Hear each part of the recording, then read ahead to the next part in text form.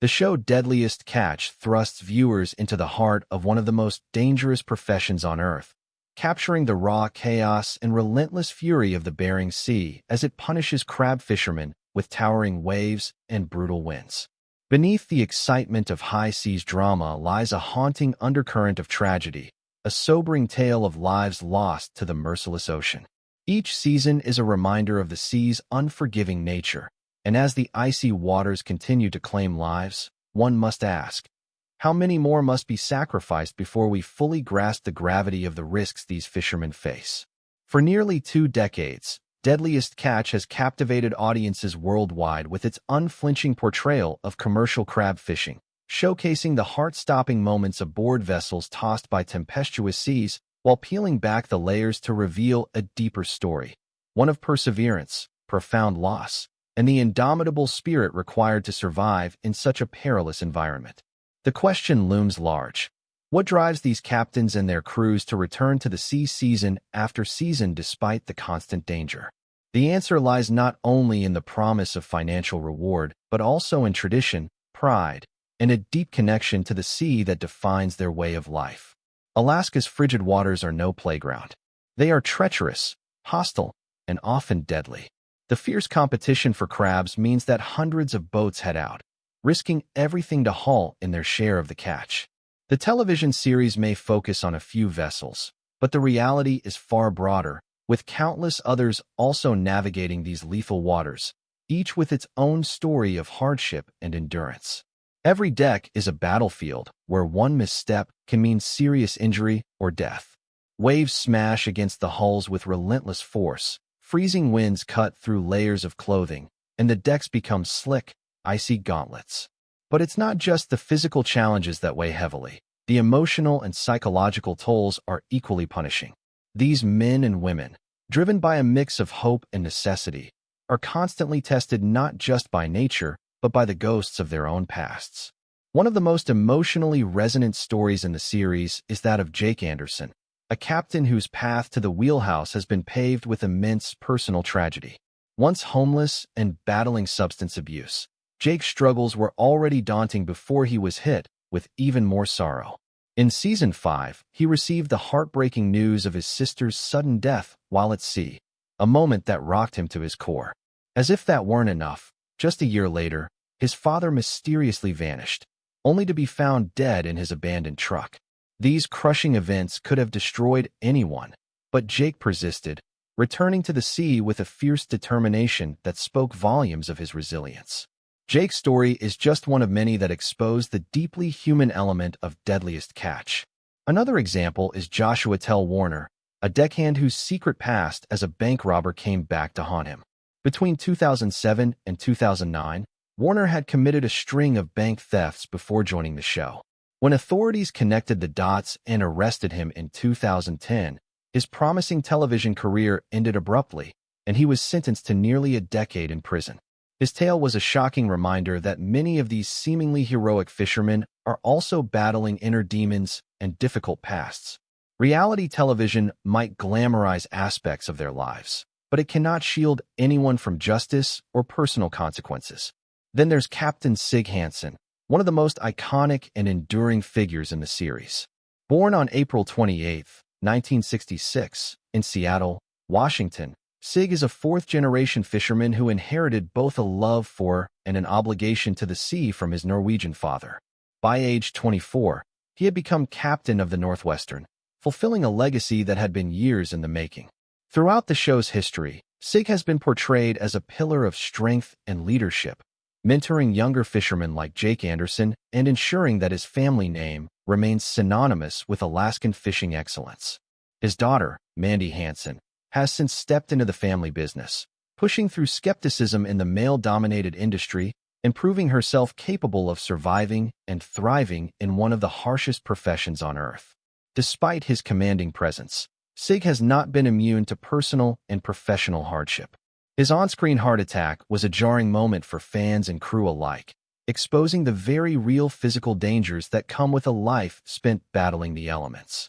His close friendship with Captain Phil Harris added another layer of emotion to his journey, and Phil's death was a deeply felt loss. During Season 6, Phil suffered a stroke, and in a raw and powerful moment, insisted that the cameras continue to roll as he fought for his life. He ultimately passed away just days later, leaving behind his sons Josh and Jake Harris, and an audience devastated by his loss. Since then, Josh has tried to uphold his father's legacy by captaining the Cornelia Marie, facing numerous personal and professional obstacles along the way. Jake Harris, on the other hand, has struggled more visibly, his battle with addiction playing out in and out of the public eye. His downward spiral, marked by run-ins with the law and attempts at recovery, serves as a harsh reminder of the mental health challenges many fishermen face after prolonged exposure to the stress and isolation of life at sea. The challenges faced by the crew members who filmed Deadliest Catch are no less daunting than those of the fishermen themselves. These camera operators spend up to 5 weeks on the vessels, capturing more than 30,000 hours of footage each season under the same perilous conditions. They must contend with saltwater damage, freezing temperatures, and the constant risk of injury, all while striving to document the raw intensity that makes the show so compelling. While some scenes are enhanced or refilmed for dramatic effect, the danger is never faked. What viewers see is largely the real deal, genuine, high-risk labor carried out by people who put their lives on the line for every dollar earned. Financial hardship also looms large in the lives of these fishermen. Alaskan crew members often rely on state subsidies just to make ends meet, while out-of-state workers tend to earn higher wages. The 2005 implementation of the quota-based catch share system helped improve safety by allowing crews to wait for more favorable weather. But the Bering Sea remains one of the deadliest workplaces on Earth. Injuries, accidents, and fatalities are still a grim part of this industry. Over the years, the series has seen several high-profile exits, such as the Hillstrand brothers who departed after a legal dispute, and Captain Elliot Neese, whose struggles with addiction led to his departure. Although he celebrated 90 days of sobriety in 2017, Elliot was arrested again in 2022 for drug trafficking, resulting in a prison sentence. His downfall is a somber illustration of how quickly personal demons can resurface, especially in an environment as high-pressure as commercial fishing. Tragedy hasn't spared the production crew either. One of the most shocking off-camera events was the murder of director Joseph McMahon, who was fatally shot outside his home. Other crew members, like deckhand Nick McGlashan, have also succumbed to their personal struggles, with Nick's death from a drug overdose shaking both cast and fans. These losses serve as painful reminders that behind the thrilling episodes are real people with real vulnerabilities, many of whom battle substance abuse, depression, and the lingering psychological effects of their experiences at sea. The rawness with which it portrays life and death on the Bering Sea is unmatched in the reality TV genre. Viewers are not just watching a show about catching crab.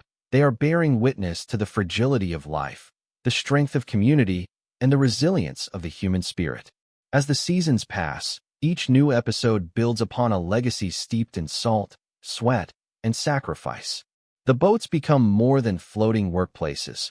They are characters in their own right, carrying histories of triumph and tragedy within their weathered hulls. Names like the Northwestern, Cornelia Marie, and Time Bandit are etched into the hearts of fans, their stories interwoven with the people who risk everything aboard them. The relationships between crew members, often tested to their limits, are another cornerstone of the series. Under pressure, bonds are forged in fire. Disputes erupt, friendships are tested, and sometimes, those aboard find family where none existed before. It's not unusual to see a hardened deckhand break down in tears, not from physical pain, but from the weight of emotional trauma, exhaustion, or loss. Mental health, once a silent undercurrent, has become an increasingly visible theme in later seasons. The producers have taken steps to highlight these struggles, not to sensationalize them, but to humanize the people behind the grit. The decision to show moments of breakdown, vulnerability, and therapy brings a new depth to the show and opens conversations about the importance of mental wellness in high-risk professions. The show's success is not just a testament to its gripping narrative and real-life stakes, but also to the skillful work of its behind-the-scenes team. Editors weave thousands of hours of chaotic footage into compelling storylines, while producers balance authenticity with pacing. The cinematography, often breathtaking despite the hazards, immerses viewers in the bone-chilling spray of the sea and the adrenaline of the catch. Even the music and narration add to the atmosphere. Mike Rowe's gravelly voice lends weight and continuity to the saga, his delivery punctuating the drama with both reverence and urgency. It's a voice that has become synonymous with the series, a narrative anchor that holds the sprawling stories together. Despite the inherent drama, Deadliest Catch remains grounded in truth. It doesn't flinch from showing the grim realities of commercial fishing, disfigurement, financial ruin, addiction, death. But it also doesn't shy away from moments of celebration, births, marriages, successful seasons, and redemptions. These highs and lows mirror life itself, making the show deeply relatable even for those who've never set foot on a boat. As global audiences continue to watch, the impact of Deadliest Catch stretches beyond entertainment. It has inspired documentaries, spin-offs, and academic discussions on labor, masculinity, and maritime culture. It has given voice to a profession often overlooked and has educated millions on the complexities of sustainable fishing and environmental responsibility. In many ways, Deadliest Catch is a tribute to the sea, to those who dare confront it, and to the fragile line between survival and disaster. It captures not just the peril but the pride, the legacy, and the humanity of crab fishermen. For every man or woman lost to the depths, there is a story preserved on film, a memory that will continue to echo in the hearts of viewers for generations to come. And as long as there are brave souls willing to face the Bering Sea, willing to stare down nature's wrath in search of a living, Deadliest Catch will remain more than a show. It will remain a monument, etched in ice and storm, to the enduring spirit of those who risk everything for a life at sea.